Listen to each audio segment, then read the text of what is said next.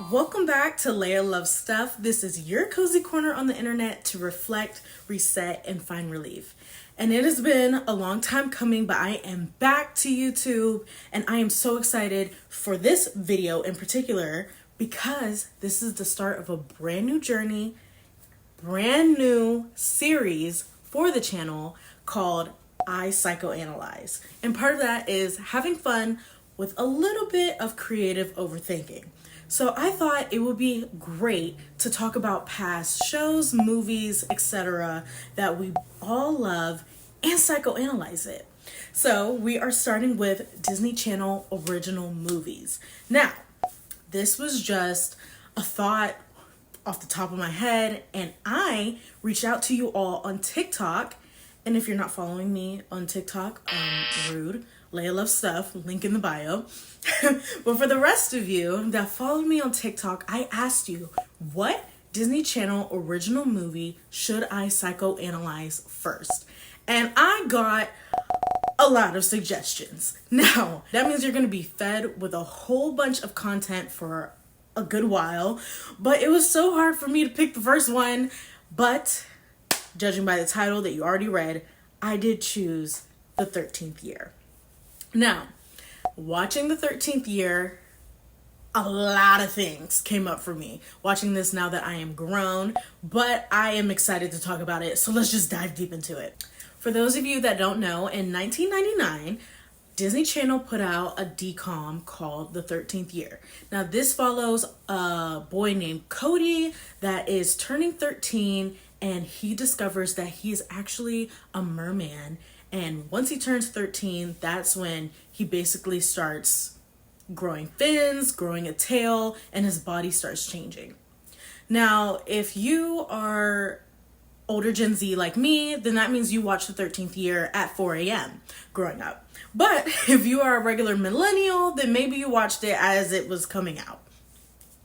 But watching this now that I am 24, was very mind-blowing because I didn't remember certain elements in this movie other than him becoming a merman.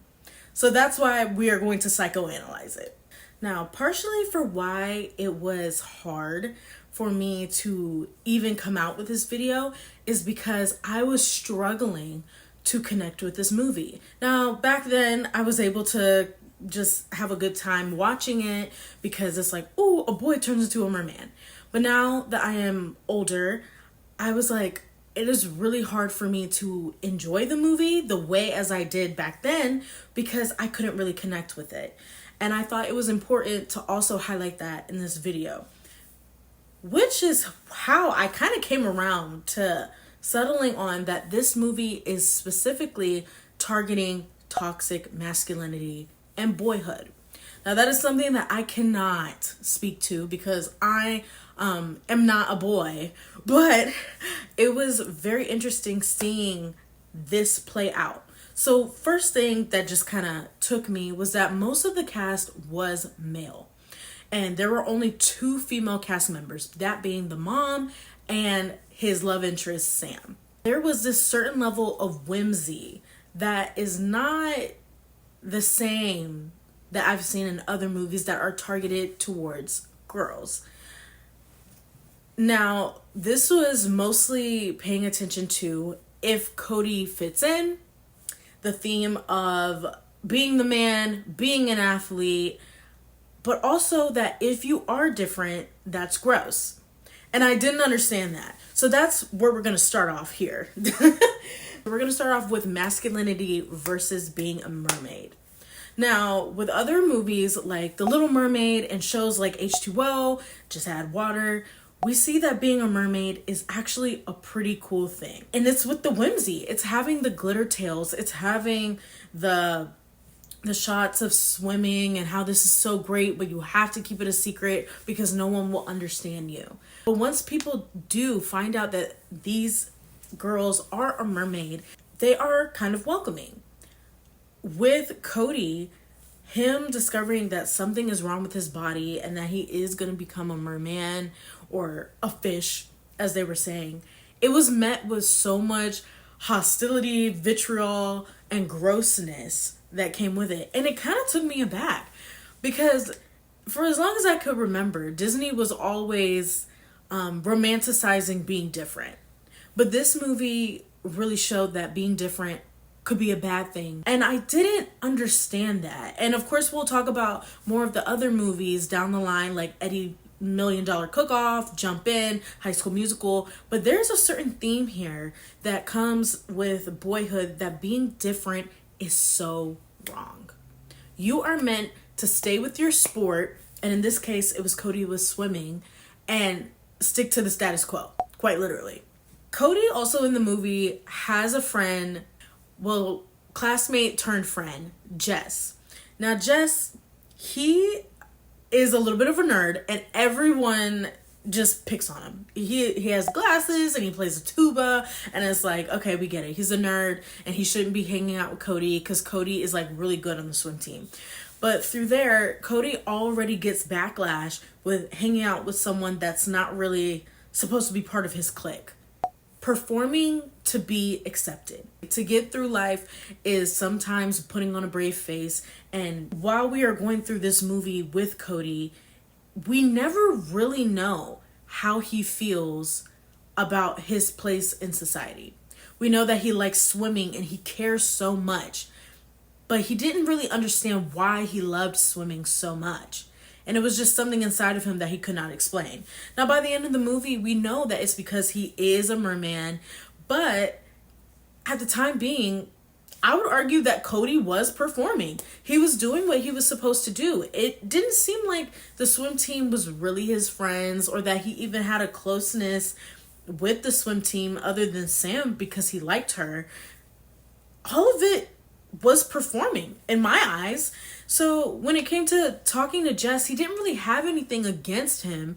He just knew that I shouldn't be talking to the tuba player that keeps falling in the pool because it's not cool, and I am supposed to be fitting in this way. But what happens when the performance kind of ran its course and the jig is up? Outgrowing who you used to be. That was something that I could definitely relate to. If you can think back to being 12, 13, then you know that public perception is literally everything in middle school. It is. You know, you want people to accept you. This is where social cues and learning how to communicate with others is like everything. Putting that into perspective with him turning into a merman is literally insane. And he struggles. He literally struggles. When Cody is going through the motions in this movie, it starts off with being very simple. I hang out with the swim team. I make sure that I win my swim meet, and I need to be well liked. So when something gets in the way of that, him turning into a merman, it's hard for him to actually navigate and take control of the situation. How do you take control of something that you're not even sure is happening? And also, how do you deal with now being the total opposite of what you were supposed to be? You're supposed to be this guy that has it going on, that is supposed to just use this nerd, but now you're starting to like the nerd and he's becoming your friend. It's just a lot. I feel like those elements that is your whole life just being messed with can throw your head in a loop. I feel like sometimes in life, we definitely put this pressure on ourselves that this is what we're supposed to do. This is what we are meant to do. This is what we love to do. But it has to be in this fashion, in this form, with this criteria. And one thing that I was seeing in this movie was that you can never have a plan for anything in life. And Cody is actually learning this through a physical form, his body changing. Your body interrupting your life. Now, I have PCOS, and sometimes that does get in the way of things that I normally do day in and day out. And if anybody has a body condition or a physical condition that sometimes gets in the way of living, it's literally highlighted in this movie. even though it does take on the form of becoming a merman, I think any of us can relate to maybe your body breaking down and not functioning the way you want it to, or maybe you wanted to do something that requires some physicality and you could not, and having those barriers, how do we make the most out of it? For the good portion of the movie, he tries to deny that he is becoming a merman. And there's no denying that when you are growing a fin, okay? So he had no choice but to look in the mirror and say, this is what's going on. And the way that it was depicted was so interesting to me, because instead of being like, whoa, what's happening to me? This could be cool. It's shown as being gross and being slimy. His fin is gray. Like, why is it gray and not just shimmering and glitter? Is depicted as such a nasty thing. And what I can think of is going through puberty and things happening like acne, and it's so gross. It's so different. You don't know how to deal with it. And sometimes you just want to cover it up, or you want to conceal parts of yourself because you want to play up to that performance.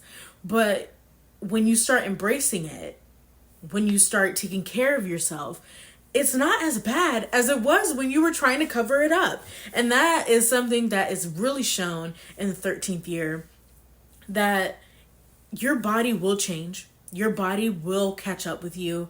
Things that you used to do 2 years ago, you can't. I know my bones be popping when I get up from my chair, but it can work if you acknowledge it, take care of it. That is very important. And I love that that was shown in the 13th year through something as mythical as him turning into a merman. And the last thing that I saw in this movie that was kind of irritating, was that there was this theme amongst the parents of him, his adoptive parents, that was nothing is being taken serious until it was visible. I try to put it into perspective. If my child was coming to me saying, something's wrong with my body, I'm turning into a fish, would I shoo it off? And maybe I would have. But it wasn't until he was on the ceiling hanging upside down that they were like, okay, we're going to call a doctor. I mean, Cody didn't seem like the type to always beg and plead for attention. So I didn't understand why it took great lengths to be taken seriously.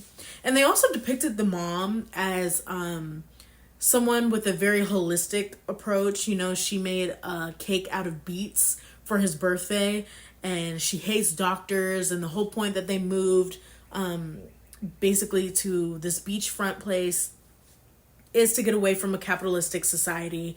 And I get that. That's good for you, girl. Love that. But like, your son is saying something's happening to his skin, so maybe we should like pay attention to that too.